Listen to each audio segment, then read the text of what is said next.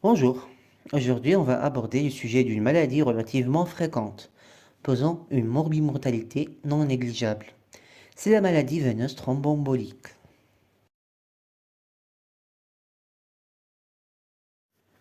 Avec une incidence annuelle supérieure à 1 par 1000 personnes, elle est considérée comme une pathologie de pratique courante, qu'on peut la rencontrer dans plusieurs spécialités et situations, comme la cancérologie, la cardiologie, l'orthopédie, la gynécologie, la médecine interne, la chirurgie générale, entre autres. Cette maladie est de présentation clinique généralement non spécifique, pouvant mimer beaucoup d'autres pathologies, d'où la nécessité d'une connaissance relativement développée chez tout praticien de santé. Pour comprendre la physiopathologie de la maladie veineuse thromboembolique, certaines notions physiologiques doivent être clarifiées. D'abord, une circulation veineuse normale en globalité nécessite trois conditions: un récipient normal, un contenu normal et une circulation efficace. On va commencer par la première condition, en effet, c'est un récipient normal qui fait référence à une veine saine. Voici une coupe histologique d'une veine avec une lumière, tunica intima, tunica media, adventice, où on peut observer une valve en coupe. Une veine ne peut pas être saine sans un endothélium sain séparant le sang des fibres de collagène très prothrombotiques, et sans parler de valvules veineuses continentes permettant un sens unidirectionnel du flux sanguin. La deuxième condition, c'est l'existence d'un contenu normal, c'est-à-dire un sang riche en facteurs de coagulation en concentration et fonction normale, assurant une coagulation adéquate face à une situation qui nécessite une. Ceci est contré par des facteurs anticoagulants, notamment l'antithrombine, la protéine C, la protéine S, la thromboméduline membranaire, ancrée à la membrane des cellules endothéliales, assurant un contrôle de la coagulation, donc la résultante étant une coagulation dite saine. Une autre condition importante, c'est que le sang doit avoir une viscosité normale, c'est-à-dire un sang très visqueux est un sang à très haut risque thrombotique. La dernière condition étant une circulation continue et efficace, assurée par une pompe musculaire sans reflux, si on a des valves fonctionnelles, notamment sans obstacle, par compression, par des adénopathies, masse tumorale, malformation ou autres. Il faut noter l'importance de l'action des muscles dans la circulation veineuse parce que, en effet, la contraction de ceux-ci va pousser le sang vers un sens unidirectionnel assuré également par les valvules veineuses. À partir de ces trois conditions, on peut tirer une loi physiopathologique impliquée dans la genèse d'un thrombus veineux, bien établie et codifiée par Virchow. Rappelons tout d'abord les trois conditions: un récipient sain, un contenu sain et une circulation normale continue. Donc, une atteinte du récipient va être à l'origine d'une lésion endothéliale, une atteinte de contenu va être à l'origine, dans l'extrême majorité des cas, un état d'hypercoagulabilité, une atteinte de la circulation va être à l'origine d'une stase sanguine. Donc, la lésion endothéliale va exposer les fibres de collagène sous-endothéliaux et va sécréter les cytokines qui activeront le granulocyte, le tout entraînant une activation de la coagulation. La stase sanguine va être à l'origine d'une accumulation de facteurs de coagulation au-delà de la limite d'inhibition des facteurs naturels, d'où une activation de la coagulation. Le résultat final serait une genèse d'un thrombus intraveineux, primum movens de toute maladie veineuse thromboembolique.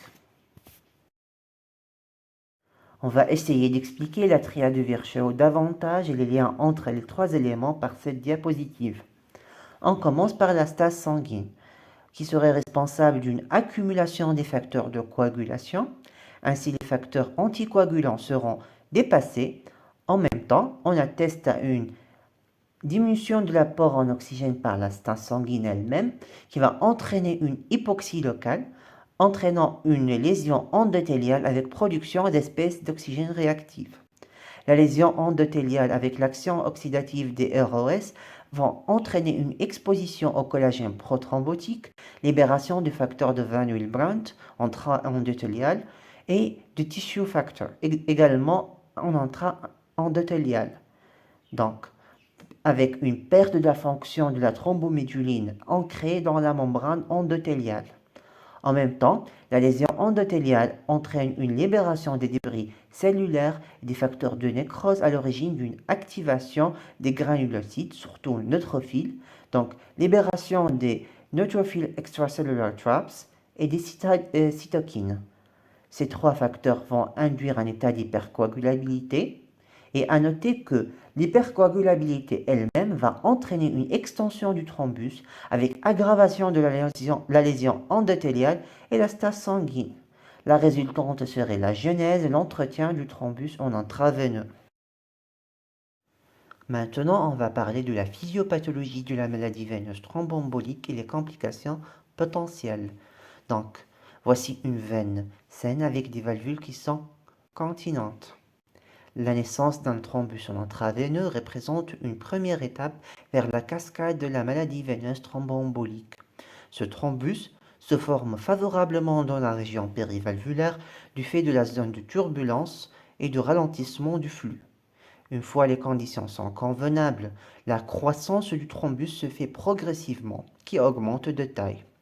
L'extrémité libre du thrombus peut être à l'origine d'un détachement des fragments, qui peuvent migrer tout le long de la circulation veineuse, puis vers le cœur droit pour se déposer et potentiellement obstruer le lit vasculaire pulmonaire, entraînant la complication la plus grave et la plus redoutable de la maladie veineuse thromboembolique, c'est l'embolie pulmonaire.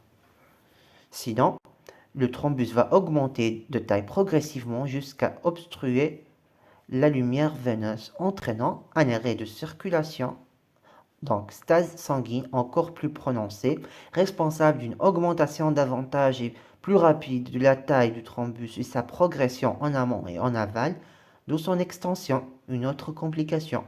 Une destruction des valvules veineuses et une désorganisation de la paroi en regard du thrombus qui serait responsable de la maladie veineuse post-phlébitique, délabrante et de traitement difficile. Ceci est une troisième complication. Et bien sûr, tant que les facteurs de risque existent, le risque de récidive existe encore. Ceci va nous pousser à parler des facteurs de risque de la maladie veineuse thromboembolique.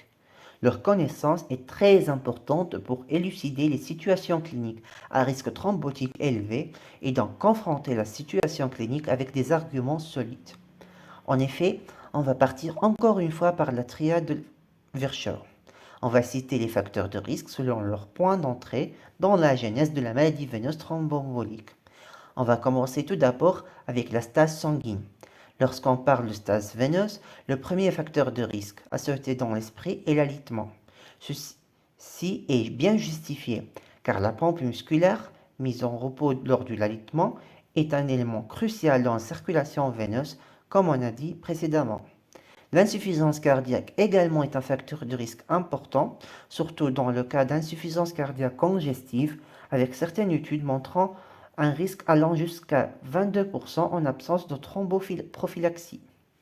L'obésité morbide peut augmenter considérablement le risque, surtout via la compression des veines par la masse adipeuse.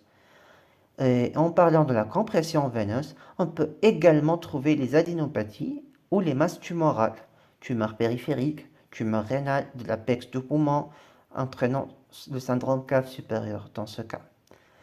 Ces facteurs seront coupables ainsi que certaines malformations, comme dans le cadre du syndrome de Coquette, qui est celui qui concerne principalement la veine iliaque primitive gauche, piégée entre l'artère iliaque primitive droite et le mur antérieur vertébral. Un autre facteur de risque très important, c'est l'insuffisance veineuse chronique. Donc, une atteinte valvulaire va être à l'origine d'une stase sanguine et une dilatation veineuse. Le deuxième point d'entrée est l'hypercoagulabilité. Alors là, on a beaucoup d'étiologies qui sont assez complexes. On commence par les causes de la thrombophilie congénitale, soit via des mutations inhibitrices des protéines anticoagulantes comme l'antithrombine, avec une estimation du risque thromboembolique allant jusqu'à 50 fois le risque de la population en général. Donc les mutations de la protéine S et de la protéine C. On peut trouver également des mutations activatrices des facteurs de coagulation, notamment la mutation Leiden du facteur 5, la mutation G20-210A du facteur 2, de rareté extrême. Les causes de thrombophilie acquise, dans ce cas, seraient le syndrome d'antiphospholipide, qui est une entité clinico-biologique très intéressante, souvent intriquée avec des maladies de système. Le diagnostic se base sur des critères cliniques et biologiques.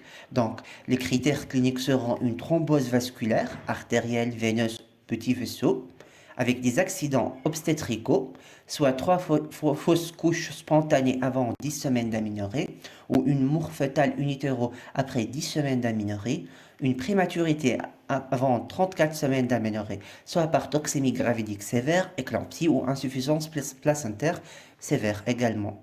Il existe également des critères biologiques qui sont la présence du lupus anticoagulant circulant ou d'anticorps anticardiolipines ou les anticorps anti-bêta-2-GP1.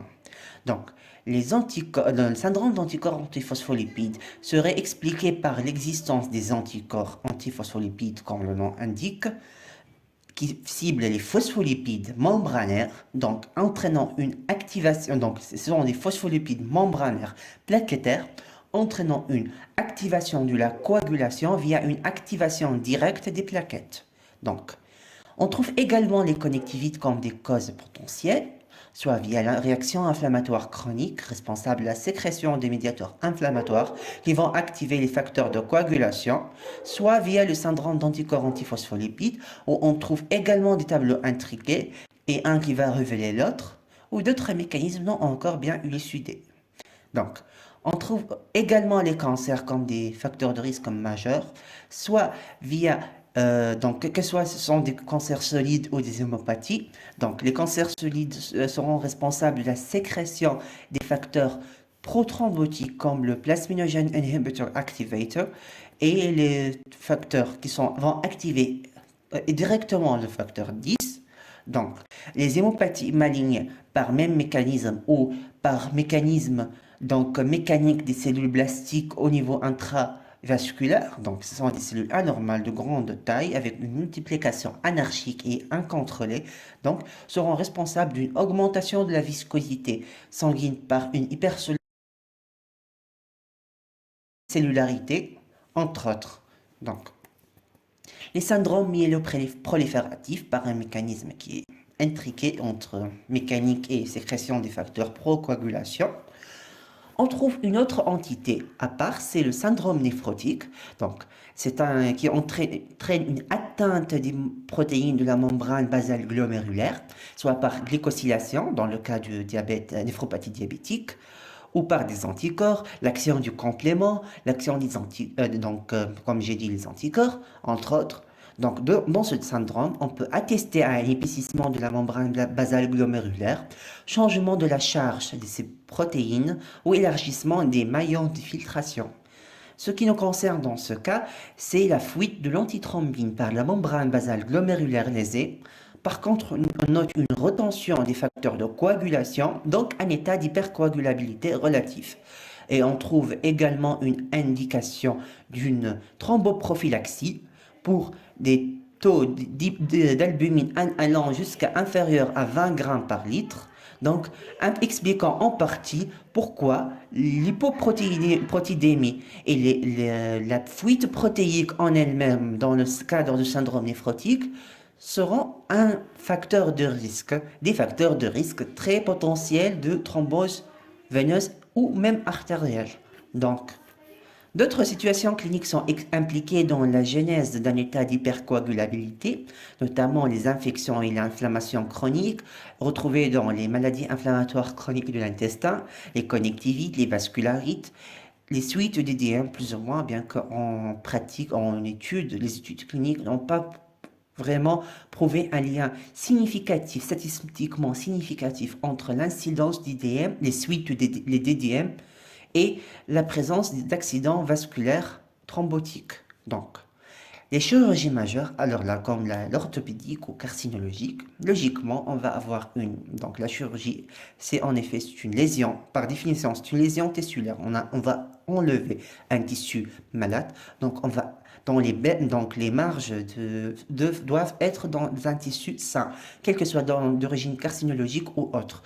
Les lésions du tissu sain par intervention chirurgicale sont responsables de la libération de beaucoup de facteurs, comme par exemple le tissue factor, le facteur de Van Willebrand membranaire, l'endothélium, entre autres, qui seront responsables. Le collagène est également sous endothélial et des tissus conjonctifs. L'inflammation en regard, tout ceci va être responsable à une augmentation du risque thromboembolique qui est statistiquement significatif.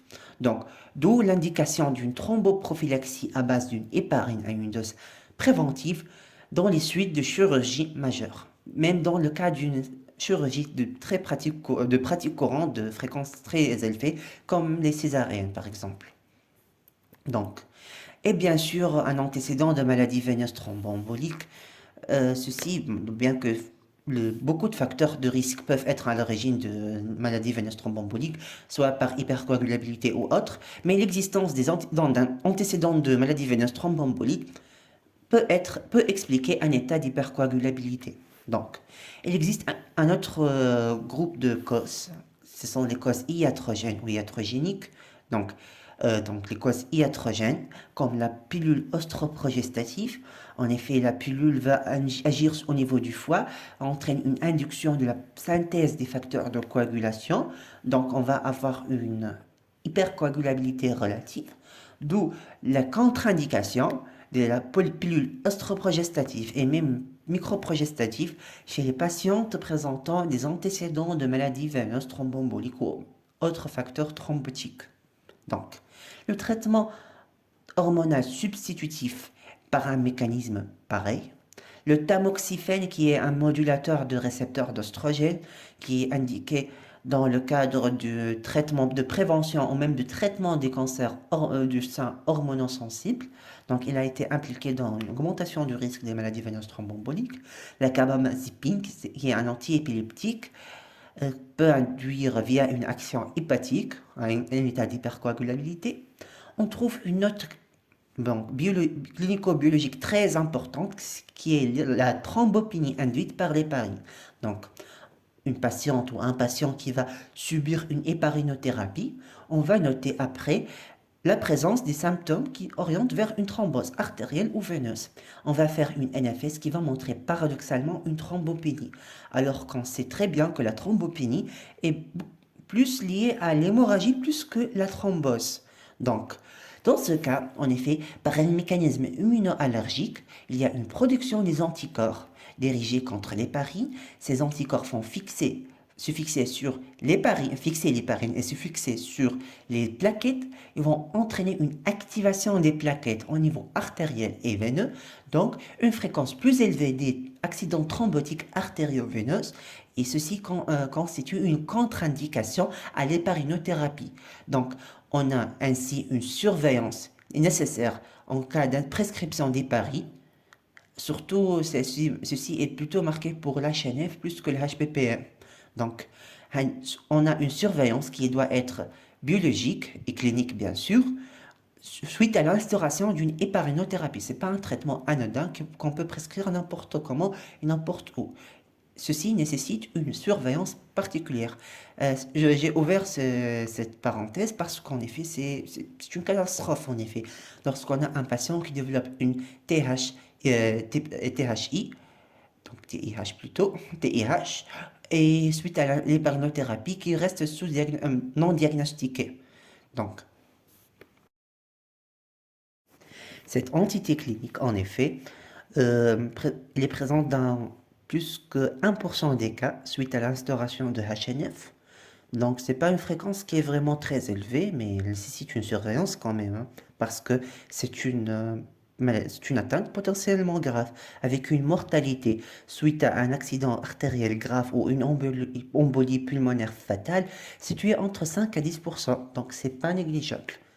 Donc, d'où la nécessité d'une surveillance après l'instauration de l'héparinothérapie. On passe par le dernier maillon de la triade du Virchow, la lésion endothéliale. Donc, on va commencer par les infections diverses, aiguës ou chroniques. Donc, ces infections, soit par action des médiateurs de l'inflammation, comme l'homocystéine, les facteurs libérés par les neutrophiles, beaucoup de facteurs, en effet, sont intriqués dans l'inflammation, peuvent engendrer une lésion endothéliale, ou également via l'action directe d'agents pathogènes. On va citer deux cas. Donc, le premier cas, c'est des BGN qui sécrétrices de l'endotoxine. Donc, l'endotoxine a une action toxique et lytique directe sur la cellule endothéliale, favorisant ainsi les conditions d'une dysfonction endothéliale, d'où une lésion endothéliale avec libération de facteurs qui sont procoagulation et ainsi on va avoir une thrombose. Également le cas du Staphylococcus aureus, dans ce cas on va avoir une libération des exotoxines, mécanisme lytique et toxique pareil, sur les cellules endothéliales. On peut tirer également les inflammations chroniques, donc myquite, conjectivite, vascularite, donc par des mécanismes que j'ai déjà expliqués. Les mêmes médiateurs d'inflammation peuvent entraîner une lésion endothéliale. L'infarctus de myocarde, plus ou moins, donc il n'existe pas une relation qui est vraiment significative, bien que c'est encore cité dans la littérature. Mais plutôt, on va citer une chose très importante pour l'infarctus de myocarde. Donc, un infarctus de myocarde peut se compliquer d'un arrêt cardio-circulatoire. Donc, l'arrêt cardio-circulatoire, plutôt l'arrêt cardio-respiratoire, va engendrer ce qu'on appelle, avec suivi d'une réanimation, donc une instauration du rythme cardiaque, on va avoir le syndrome post-arrêt. Parmi les éléments fondamentaux du syndrome post-arrêt, c'est la lésion endothéliale. Donc, une dysfonction endothéliale généralisée avec des conséquences catastrophiques peuvent être au niveau rénal, au niveau hépatique, digestif, musculaire, donc les veines, les artères, les veines périphériques, le niveau cérébral, etc. Donc, la dysfonction endothéliale post-IDM peut être liée à un arrêt cardio-circulatoire, le syndrome post-arrêt. Donc, il existe également l'hyperhomocystéinémie. Donc, l'homocystéine, soit l'hyperhomocystéinémie plutôt, soit elle est liée à une étiologie secondaire, à une inflammation chronique ou à une polyglobulie, entre autres, ou être d'origine héréditaire par atteinte du métabolisme de l'homocystéine. Et dans ces deux cas plutôt, on va avoir une augmentation du risque thromboembolique par lésion endothéliale, action toxique de l'homocystéine. La maladie de Behçet, donc c'est une vascularite, comme le nom indique. La maladie de Behçet, c'est une engendre une atteinte des vaisseaux. Donc, c'est une maladie qui est réellement de diagnostic difficile. On peut pas vraiment, donc il n'existe pas vraiment un élément, donc qu'on va l'utiliser de façon définitive pour poser le diagnostic de la maladie de Behçet. Donc, des arguments cliniques comme la phtose bipolaire, c'est-à-dire une aphthose au niveau buccal, donc caractérisée par des aftes qui sont de localisation et de nombre atypique, résistantes au traitement, récidivantes, l'existence des aftes au niveau de la région génitale, l'existence également d'une uvéite antérieure, donc c'est évocateur de la maladie de Behçet, mais entre beaucoup d'autres pathologies auto-immunes, entre autres. Donc, la maladie de Behçet, c'est une cause du vascularite, donc de lésion endothéliale. La thromboangéite oblitérante du Leo-Berger, donc il existe également un mécanisme donc de lésion endothéliale par atteinte, donc comme le nom indique, c'est une atteinte vasculaire oblitérante, donc logiquement on va avoir oblitération par une thrombose. L'insuffisance veineuse chronique, donc alors là on a une stase veineuse, la stase veineuse va entraîner une lésion endothéliale par hypoxie. Donc ça, on peut mettre l'insuffisance veineuse chronique dans les deux casse. Donc, parce qu'elle engendre une lésion et il engendre également une stase veineuse. Mais le mécanisme le plus important, c'est la stase sanguine. Donc, la lésion endothéliale, elle est secondaire. Finalement, le sepsis par soit peut-être d'action d'origine virale, d'origine bactérienne, entre autres. Donc, on peut avoir une activation de la coagulation intravasculaire disséminée. Donc, les mécanismes sont très intriqués. Comme dans les infections, par exemple, l'endotoxine va engendrer une activation des granulocytes de façon très intense, libération intense des cytokines qu'on appelle en anglais the cytokine storm. Également, on va avoir une dysfonction endothéliale généralisée. Le tout va être responsable du syndrome de coagulation intravasculaire disséminée. Et donc c'est toutes les conséquences, avec toutes les conséquences catastrophiques possibles.